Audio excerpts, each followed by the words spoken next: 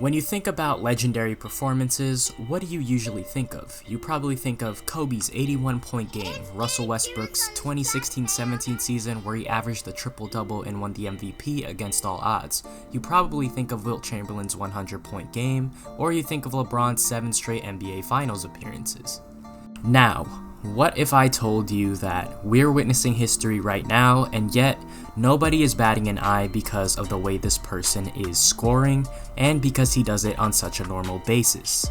Enter James Harden. We all know who he is, whether it be because of his iconic beard, his iconic step back, his craftiness in the game, whether it be from his time with the Oklahoma City Thunder or the Houston Rockets. It's safe to say that he's an icon. I mean, he's a 5-time first-team All-NBA selection, a 7-time All-Star, he's won a 6th Man of the Year award, he's been an assist leader, he's led the league in scoring twice, he's led the league in three-pointers twice as well. And with all these accolades, you would think that Harden would get the respect he deserves, right? Well, you're wrong, in my opinion. When I look on social media, when I look on Twitter, when I look on Reddit, all I see are complaints about the way James Harden plays the game. Some say that he's disrespecting the game with the way he plays, some say that all he does is flop and shoot free throws to get his points, and I can see where you could see that. I mean, he's averaging 14.4 free throws per game this season and making 12.5 of them. And yes, it's true that Harden does by far and wide lead the NBA in free throws attempted and free throws made. However, if you take free throws out of the equation, on the top 5 scorers of the NBA, Harden, Giannis, Luka, Trey, and Bradley Beal, you see that Harden is still number 1, averaging 26.4, and then going down is Giannis with 24.4 points, Luka with 22.7, and Trey and Bradley Beal at 21.9 apiece. And in what may be another unpopular opinion, I feel that James Harden's ability to get to the free throw line is actually one of his greatest skills. I mean, if it was so easy to draw fouls and flop, why don't other NBA players do it? Why haven't other NBA players in NBA history, other great scorers in NBA history, why haven't they gone to the line as much as Harden has?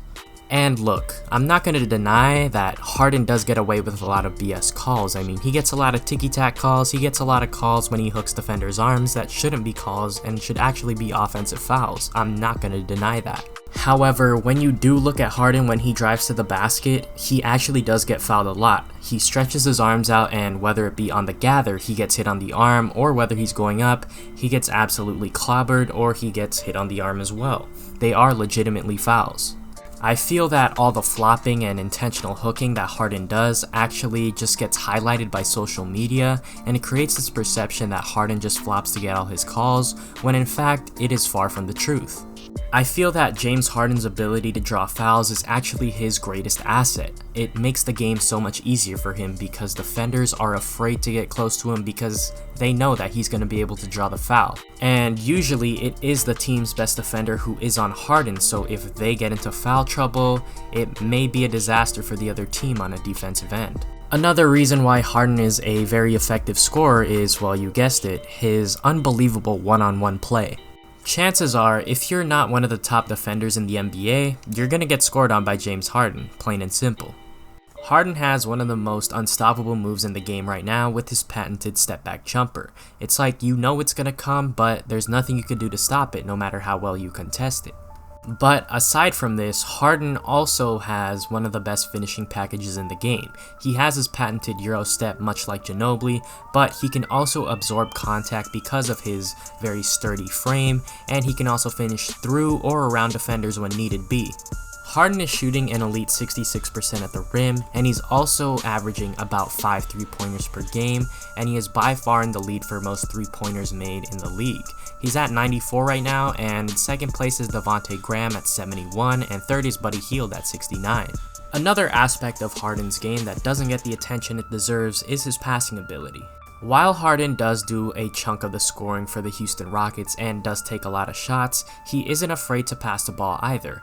He is 6th in the league in assists right now, and I could easily see him being top 5 when the season ends. Harden is a great player when it comes to transition. He knows when to pass the ball, he knows when to kick it up to a teammate when they're open for an easy layup. However, I think Harden's biggest strength when it comes to his passing is actually in the half-court game. One of Harden's signatures is the pick and roll, and usually we see him score off it it, but when he needs to, he knows when to dump it off to the roller. He has his signature between the legs pass to the roller, usually Capella, and he also has his signature lob, which is usually to Capella. However, he does know when to kick it to open shooters, whether it be Eric Gordon, Danuel House, Russell Westbrook, or even Gerald Green. Harden makes his teammates a lot better, which I think a lot of people don't really see because of how much he shoots the ball. Without Harden, I don't think Capella would be the player he is. I don't think Danuel House would be the player he is either. Eric Gordon would still be effective, but he wouldn't get the open looks that Harden generates for him.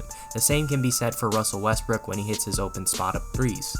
However, the biggest thing that I think we're taking for granted when it comes to James Harden is his overall consistency. Ever since he moved to Houston from OKC in the 2012-13 season, Harden has consistently averaged at least 25 points per game.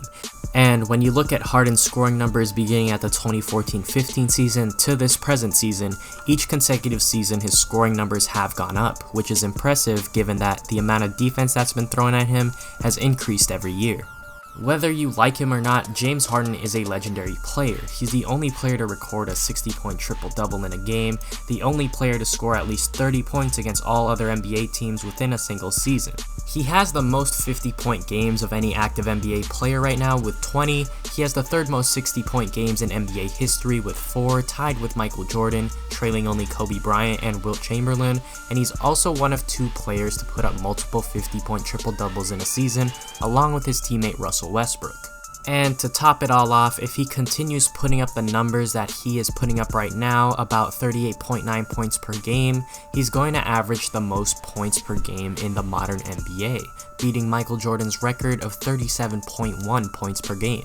It's pretty crazy how by the end of the 2020 decade, Harden probably won't be in the league and he'll probably be retired, and that's when he'll get credit for being the player that he was, being the innovative player, the innovative scorer, the unstoppable scorer that he was. And I think if we wake up now, we'll be able to appreciate the time that we have left with him.